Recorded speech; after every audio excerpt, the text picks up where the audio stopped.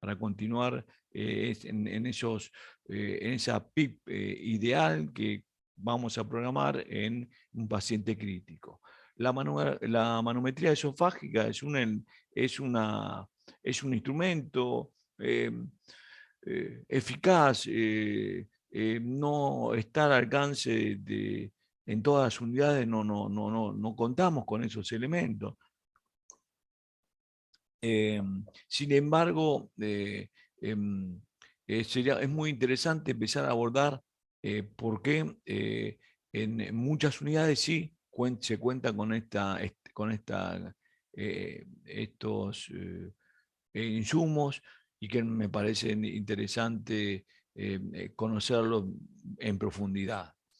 La manometría esofágica se utiliza, por ejemplo, aquí tenemos un ventilador que claramente para poder utilizar la manometría esofágica tiene que haber un puerto, un acceso de una presión, un puerto de presión auxiliar, donde pueda medir las presiones que se van, por ejemplo, se van evidenciando por ejemplo, a nivel esofágico.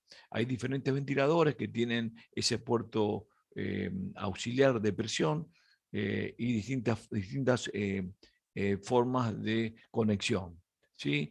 Lo importante es identificar el equipo que tengamos, cuál es el canal auxiliar para colocar, en este caso, conectar el balón de esta manometría esofágica, y poder y empezar a interpretar qué es lo que estamos mirando, cuál es su importancia, qué cuidados debemos tener para saber si la medición es correcta, para qué nos sirve.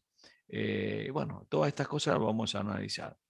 Entonces, debemos disponer de un equipo con estas características. Debemos disponer también de un balón esofágico para poder, estaba viendo los chats, bien, de un balón esofágico para poder administrarlo. El balón esofágico tiene, a ver, no lo puse en esta filmina, discúlpeme.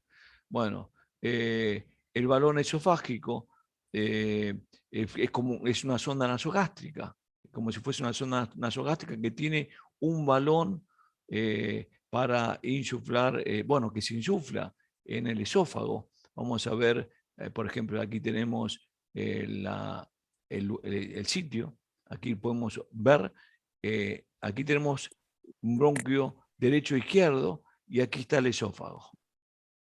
¿Sí? Aquí tenemos la carina está por encima, y esta abertura que tenemos aquí es el esófago. Por debajo, esto es el tórax, por debajo está el estómago, ¿verdad?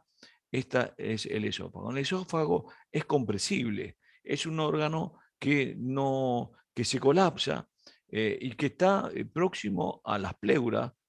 Aquí tenemos en la nivel de la pleura, vemos el pulmón, ¿verdad? Y como le comentaba, es colapsable. Si uno coloca, por ejemplo, un balón de neumotaponador, aquí vemos un balón esofágico, vemos que este balón está en la vía esofágica, en la vía digestiva. Esta es la correcta colocación del balón, ¿sí? El balón tiene, según las marcas, se tiene entre 0,5, 1 mililitro y algunos más de 2,5 mililitros. O sea, todo tiene que ver según las características del balón. Generalmente con 1 mililitro estaría bien. ¿Sí? Es un balón que se debe ubicar en esta zona, en el tercio inferior del esófago. Y vamos a ver cómo es que logramos esa colocación. Vamos a ir viendo eh, eh, qué formas o qué cosas podemos ir viendo como para generar esto que estoy comentando. ¿Sí? Bien. Estaba mirando que tenían otras filminas y veo que no, aquí no. Bueno, aquí está la sonda, que yo les comentaba, una sonda esofágica que se va colocando. Y tiene una característica que vemos, a ver si tengo por acá, perdón. No.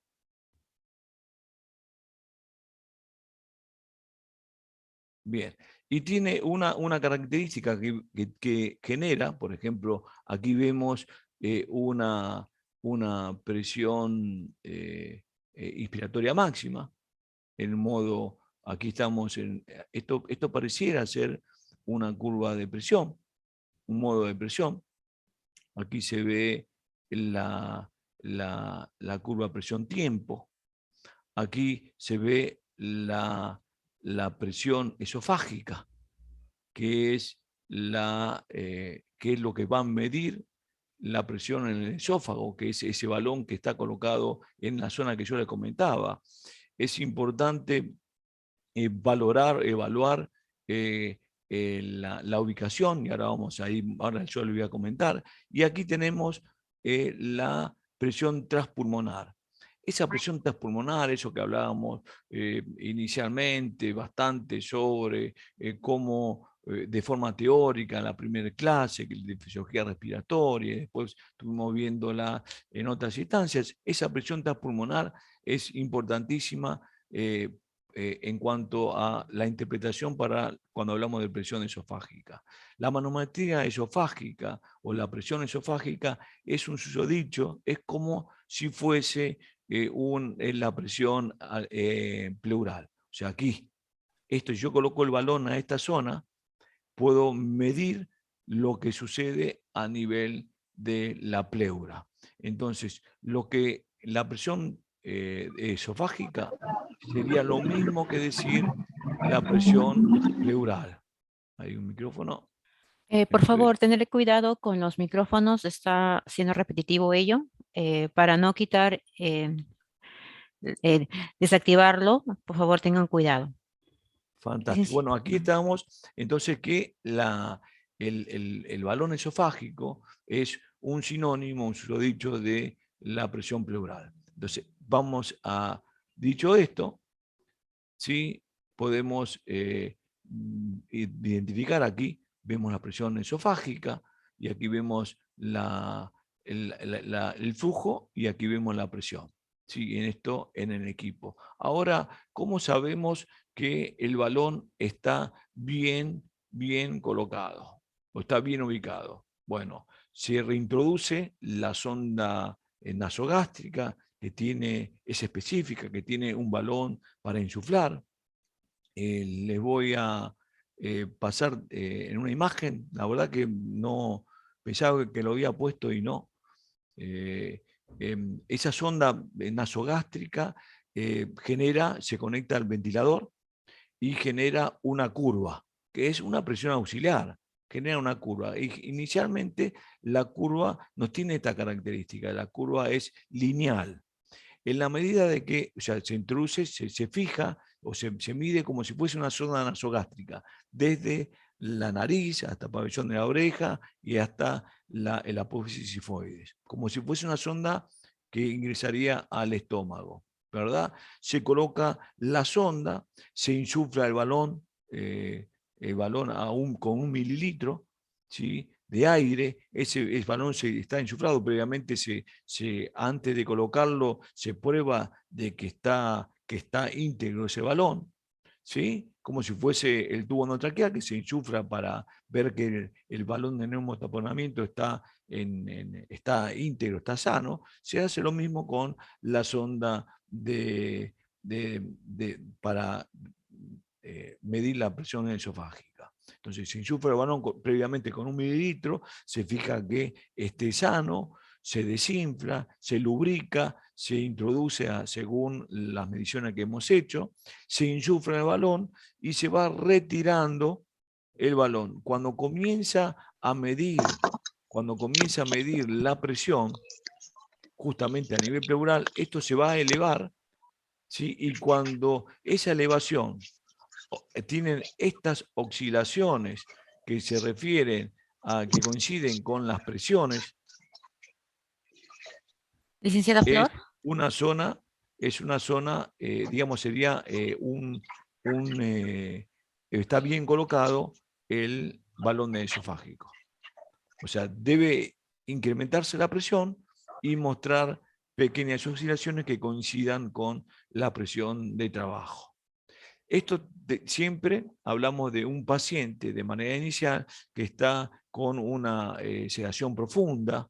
Hablamos de un paciente que podría estar claramente en este estado, en un estado crítico. El paciente inclusive está con relajación neuromuscular, entonces no hace esfuerzos inspiratorios y entonces va a acompañar, hay muy pequeñas oscilaciones a nivel de la presión esofágica. ¿Está bien? Disculpe, licenciado Flor, disculpe, por favor, disculpen Sí, a todos los participantes. Edson, por favor, ¿puede desactivar? No puedo desactivar a la licenciada Flor, su micrófono. Licenciada Flor, ¿puede desactivar su micrófono?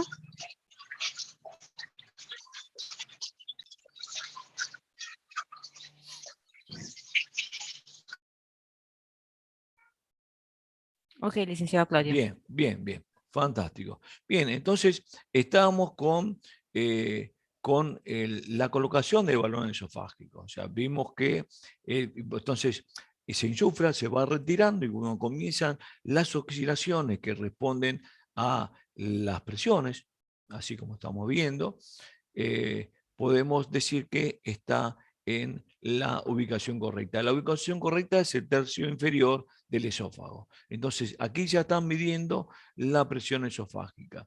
En el momento, nosotros siempre decimos que la presión pleural es negativa. Cuando un paciente, cuando nosotros estamos en una respiración espontánea, siempre negativa la presión pleural. Esto lo hablamos y manifestamos la razón de esa presión pleural negativa que tenía que ver con las tendencias del tórax a expandirse y del pulmón al colapso, a contraerse. Entonces, entre las pleuras visceral y parietal generaban esa presión negativa. Eso lo hemos visto, entonces, en una respiración espontánea, sabemos que la ventilación, digamos, la presión pleural es negativa.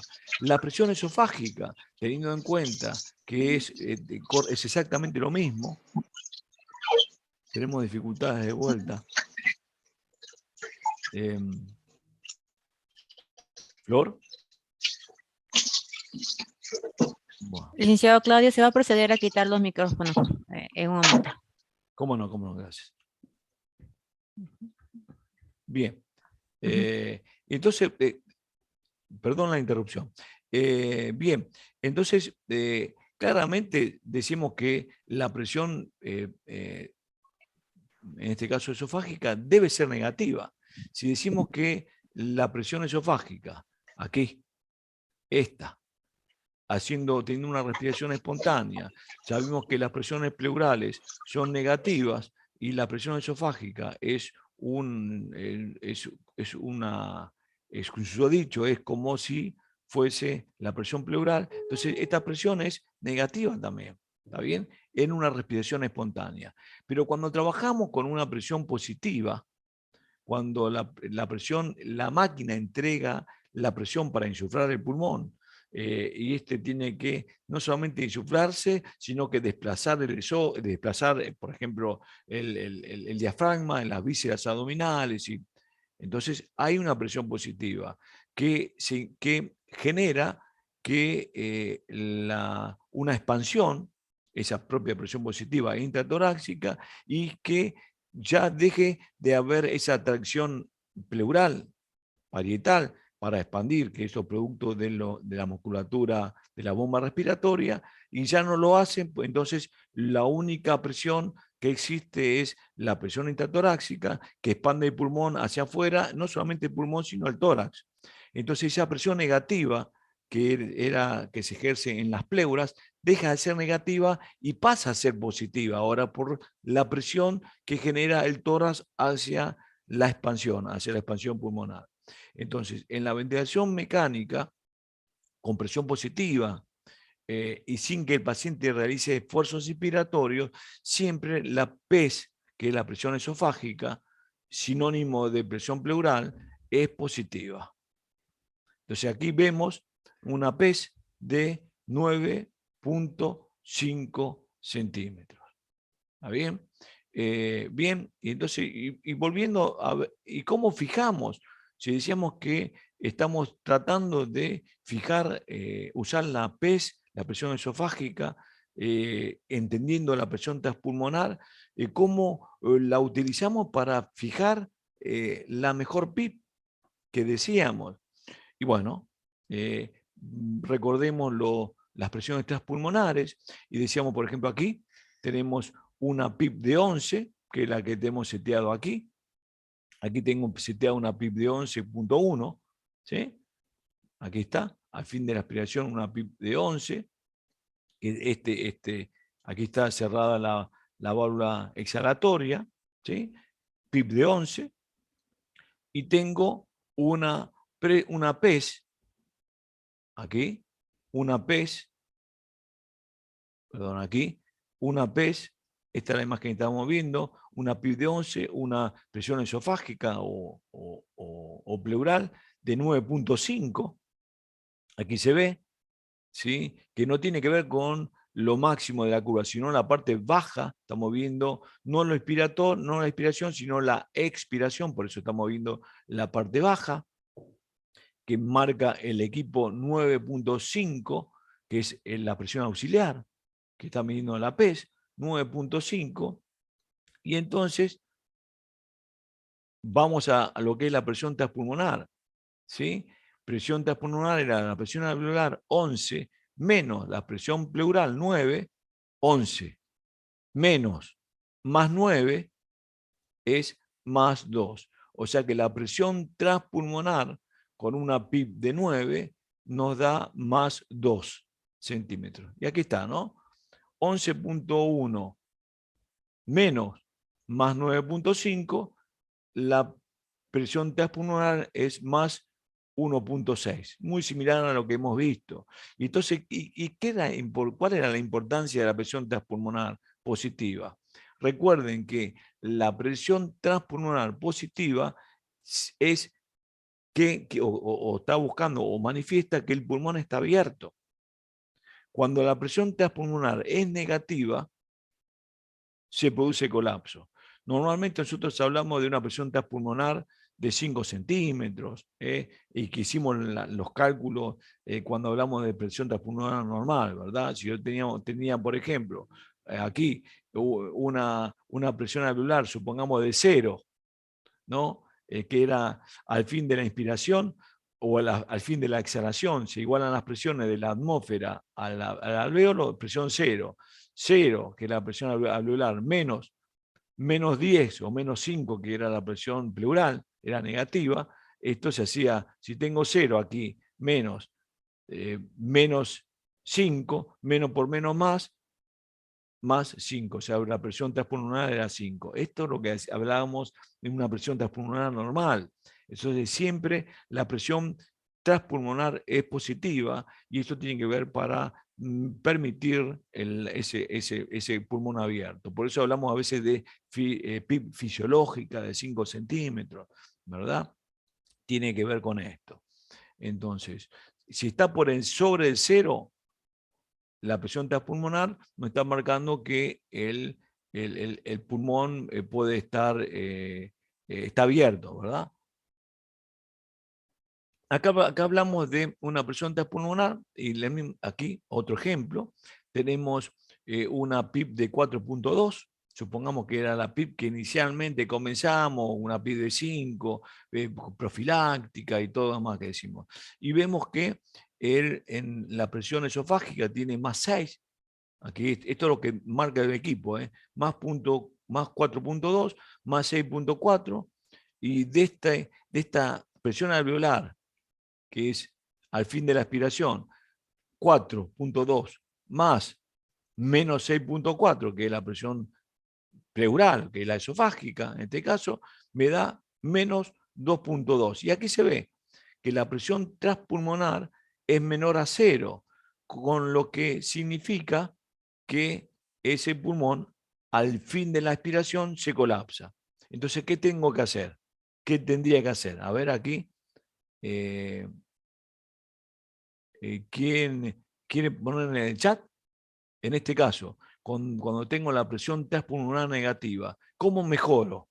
¿Cómo mejoraría esa presión transpulmonar? Teniendo en cuenta que tiene que estar por encima de 0, porque si no, se produce el colapso. El colapso al fin de la expiración. Estamos hablando de, en este caso, la PIP, la parte expiratoria. ¿Qué podría hacer para evitar lo que seguramente va a ser el teletrauma? Pueden utilizar el chat para responder.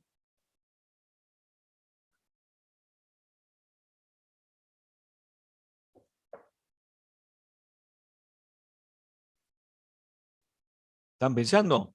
Sí, aquí tengo una presión transpulmonar negativa, menos 2.2 que salió de esta red, de este resultado, de una PIB de 4.2, menos la presión esofágica, más 6.4, 4.2 que la presión alveolar al fin de la expiración, menos más 6.4 me da menos 2.2, que da esto, ¿no? Que es lo que hablamos de la presión transpulmonar, ¿verdad? Y acá, ¿qué sucede? Que me da menos 2.2. Y esto es sinónimo de colapso. Entonces, lo que debería hacer es incrementar la PIB de 4.2, subirla al menos 7, ¿no? Por lo menos ya estaríamos en una presión transpulmonar positiva. ¿Está bien? Entonces, claramente esto me va a servir y esto, a ver, podemos aumentar la PIB, dice María, claramente, aumentamos la PIB, subimos por lo menos a 7, pasa de 4.2 a 7 y con esto evitamos este colapso expiratorio. Para eso me sirve la presión transpulmonar. Aquí vemos que la diferencia, o sea, lo que genera una presión intraabdominal al pulmón. O sea que cuando, imagínense encima que un paciente esté siendo ventilado a presión positiva, las presiones que generan el abdomen sobre el tórax. Ya la pleura ya siempre deja o sea, las presiones seguramente a nivel esofágico, que estaremos hablando de aquí, a nivel pleural, van a ser positivas, claramente, porque la expansión torácica va a ser a expensas de un paciente que no hace ningún esfuerzo inspiratorio y toda esta carga externa hace que las presiones pleurales pasen a ser positivas. Y en realidad, todo paciente ventilado, independientemente del grado de obesidad, todo paciente ventilado que se encuentra sin realizar ningún esfuerzo inspiratorio, las presiones esofágicas son positivas. Aquí tenemos que esto tiene que ver con, ya no con la instalación de la PIP, sino parte de de las estrategias para reducir la lesión en sujetos que están muy complejos, muy complicados. Por ejemplo, esa presión transpulmonar final, al final de la expiración, también me sirve el balón esofágico. O sea que con el balón esofágico me va a permitir titular la mejor PIP. Y la mejor PIP es aquella que evita el colapso expiratorio. Esto claramente es así. Ahora podríamos mejorar también o utilizar esa herramienta para titular también o para valorar los riesgos de sobredistensión o grandes volúmenes. Por ejemplo, vean esta presión transpulmonar al fin de la inspiración. Al fin de la inspiración. Antes estábamos hablando al fin de la expiración, para titular la PIP. Ahora resulta que el paciente está realizando, se despertó.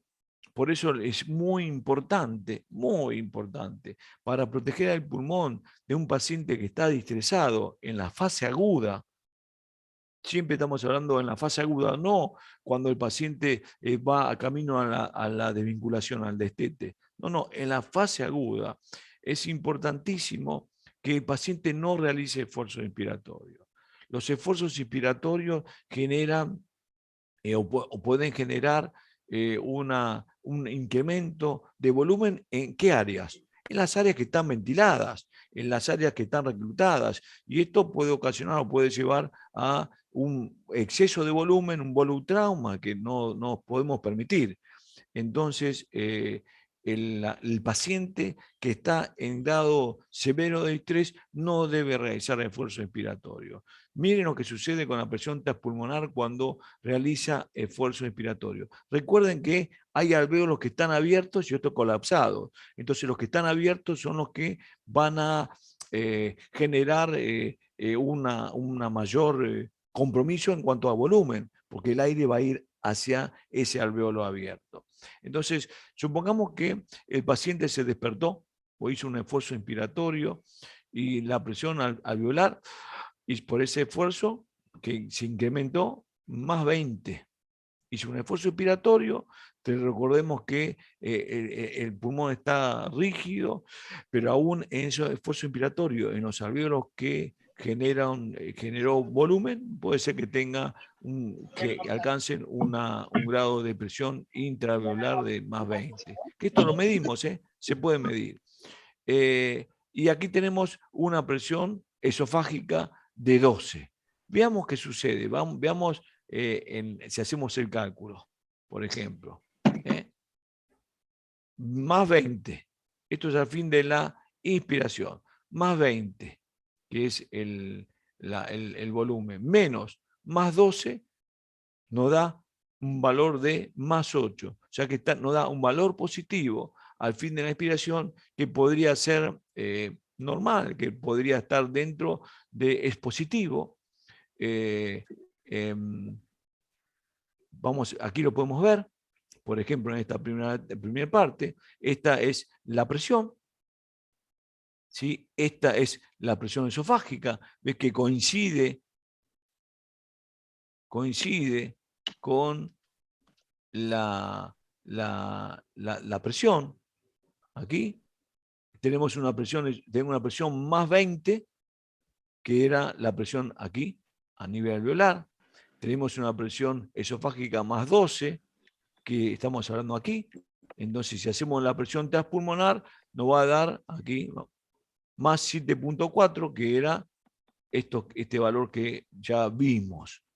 ¿Sí? Pero ¿qué sucede ahora aquí? Sí, le muestro. Aquí el paciente está ventilado de manera invasiva con una ventilación en la cual no hace un esfuerzo inspiratorio importante, está en un modo control volumen, con una curva de flujo decreciente, por lo que parece que la curva es cuadrática, o sea, hace un esfuerzo inspiratorio importante. Vean qué sucede con la presión esofágica.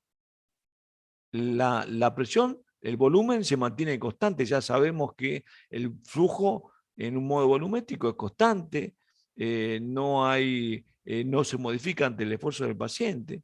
¿Sí? Aquí tenemos con parámetros protectivos en cuanto a volumen, por ejemplo, seguramente está con 5 mililitros por peso predicho, ¿está bien? Pero aquí resulta que hizo un esfuerzo inspiratorio. La presión esofágica, en vez de ser positiva como estaba haciendo, teniendo en cuenta que tenía que vencer, no desplazar el tórax y la parte del abdomen, ahora se contrajo el diafragma, hizo un esfuerzo inspiratorio y pasó la PES, la presión esofágica o pleural, pasó de ser positiva a negativa. ¿A cuánto? Acá supongamos menos 7. Entonces, si uno realiza ahora esa cuenta diferente. Teníamos más 20 menos 7, nos da, aquí tengo, a ver si tengo, lo puedo mostrar, aquí está, sí. Más 20 menos 7, menos por menos más 20, más 7, me va a dar una presión transpulmonar de más 27. Entonces, y ese valor, a diferencia de los 8 que me estaba dando aquí, es sustancialmente mayor. Una presión transpulmonar mayor a 25 puede generar un volutrauma. Por eso es importante. ¿El volutrauma qué significa? Un incremento de volumen y generar una lesión en el tórax y llegar a un neumotórax producto por grandes volúmenes de aire inspirado. Entonces, ese balón esofágico que teníamos acá, ¿sí? Este balón esofágico que teníamos acá, que en este caso estamos viendo las presiones al fin de la expiración, en este caso la PIP, que titulábamos la PIP, que nos sirve para titular la PIP, también nos sirve para medir las presiones inspiratorias máximas, ¿sí? Y para hacer este cálculo, que la máquina me lo permite y que lo puedo ver, y que puedo ver las diferentes presiones, para decir, este paciente está realizando una presión transpulmonar excesivamente positiva, lo que está aumentando el volumen, con gran riesgo de generar una lesión en ese pulmón. Entonces, la presión transpulmonar, y yo en este caso la presión la PES, la presión esofágica, con el balón esofágico bien calibrado, de manera correcta, como hemos dicho que tiene que continuar la línea de presión, nos va a dar un valor que a tener en cuenta. Y en este caso, por supuesto que si aparece esto, lo que tengo que hacer es no permitir que el paciente haga esfuerzo inspiratorio. Tendrá que sedarlo con mayor profundidad, teniendo en cuenta que este paciente está en un estado crítico y de manera inicial. Entonces la presión esofágica, aquí podemos ver en este caso el mismo ejemplo. Aquí tengo una presión de 20, que era la presión que se estaba, la presión plató, la presión alveolar. Está dado por la máquina, es la resistencia que genera o la presión dentro del alvéolo a partir de un volumen dado, ¿no? Y un flujo. El paciente hace un esfuerzo inspiratorio y aquí estamos, ¿no? 20 menos 7, menos por menos más, era la presión que vimos aquí. Más 27. ¿Está bien? Entonces, estos son los conceptos que habíamos visto en la primera clase, que decíamos que eran importantes está bueno repasarlos, está bueno volver un poco, repasar, para comprender por qué el balón esofágico tiene una importancia en la lectura, ¿no? En la comprensión. Entonces, uno podría definir qué es un balón esofágico. Es una sonda que se coloca en el esófago. Tiene un balón que se insufla con aire. Ese aire puede ser diferentes volúmenes de acuerdo a la característica del balón. Generalmente es 1 mililitro. Se lubrica para colocarlo. Se coloca como una sonda nasogástrica, tal cual. Se fija también como una sonda nasogástrica. Se tracciona, se va, una vez que llegamos a la ubicación que colocaríamos una sonda nasogástrica, se insufla el balón, con ese mililitro se retira hasta que haya oscilaciones, y lo que va a marcar las presiones de la pleura. O sea, inicialmente puede estar en presiones 0 mínima y después se van a ir incrementando para ir midiendo la presión pleural. Se colocan en el tercio inferior del esófago.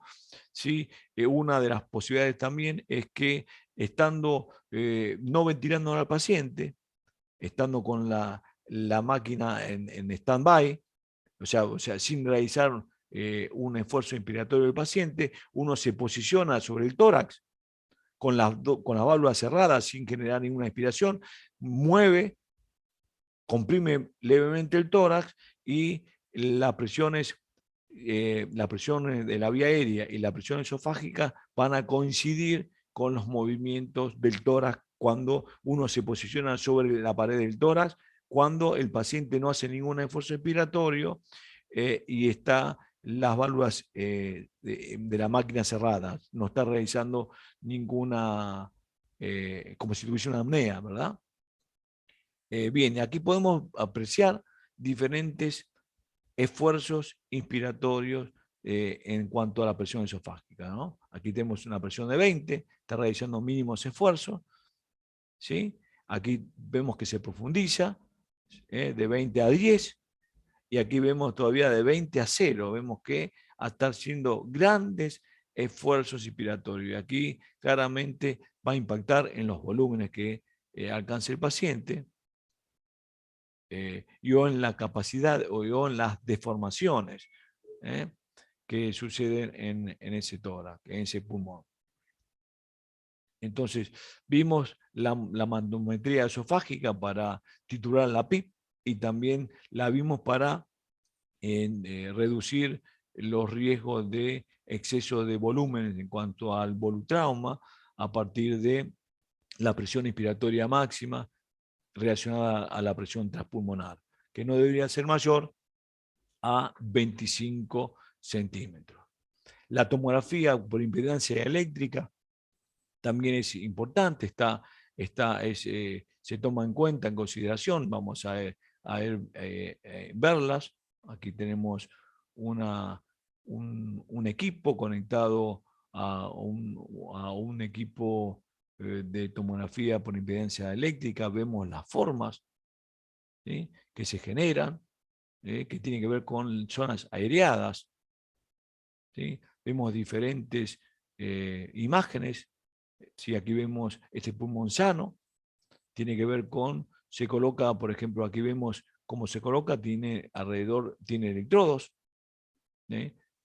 16 electrodos que están en un cinturón que se coloca en el medio del tórax, ¿sí? Y mide de uno a otro, teniendo en cuenta un electrodo central, va midiendo la distensibilidad, capturan los electrodos conjuntamente con lo que es este equipo,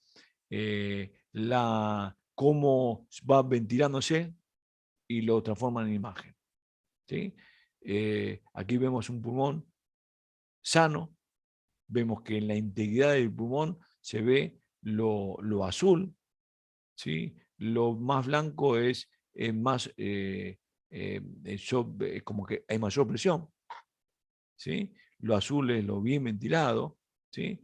Aquí vemos, por ejemplo, un paciente con síndrome de estrés respiratorio con esta tomografía, cómo se ve, esta es una tomografía convencional, cómo se ve que tengo un pulmón, que sería este, que está ventilado, y este pulmón que es parcialmente ventilado, ¿no? Entonces, podemos ver en los diferentes cuadrantes, ¿sí?, cómo está ventilando el paciente. Esto, por supuesto, va a coincidir con la auscultación y vamos a ver zonas donde no se va a escuchar mucho vesicular. Aquí tenemos otra imagen de un paciente obeso, vemos cómo impacta la obesidad en un pulmón sano, pero de un paciente obeso.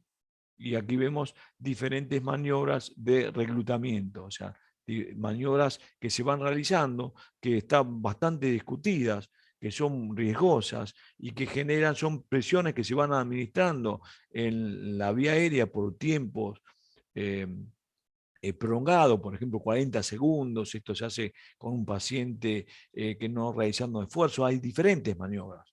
Lo que buscan con esas maniobras, que son todas compresiones elevadas, estamos hablando de presiones de 40, 45 centímetros por 40 segundos, sin que el paciente realice esfuerzo. Es como que vamos inflando, se van inflando el pulmón, ¿sí?, dando diferentes presiones de manera decreciente y también en el tiempo. Hay diferentes formas de reclutar. a los pacientes. Y bueno, aquí se ven que las maniobras de reclutamiento están dando resultados porque está conectado, como les comentaba, a un equipo que me permite ver en tiempo real qué sucede con ese paciente. ¿Está bien? Es una forma de poder valorar en un paciente que está con distrés respiratorio, ¿sí?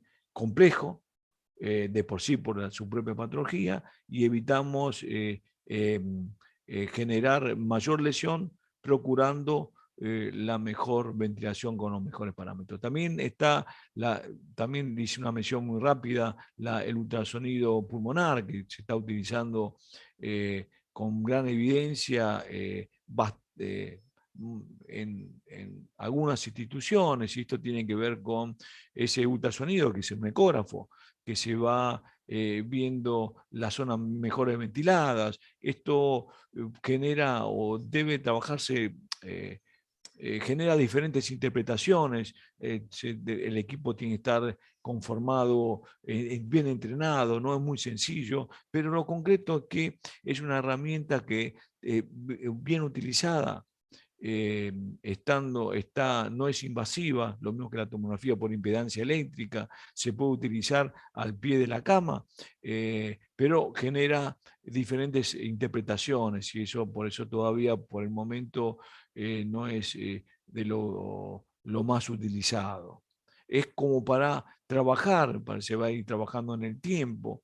Es como se está utilizando por ejemplo, el ecógrafo para colocar accesos periféricos, para valorar la colocación de la sonda vesical, que esté bien, para valorar o ver el globo que está enchuflado, bien de vejiga, y para ver si hay, por ejemplo, un neumotórax, y ver la expansión del diafragma, y ver, bueno, hay muchas cosas que, digamos, no es invasivo. Entonces, la medida de que el profesional vaya trabajando en los temas, va a tener mayor posibilidades de inserción.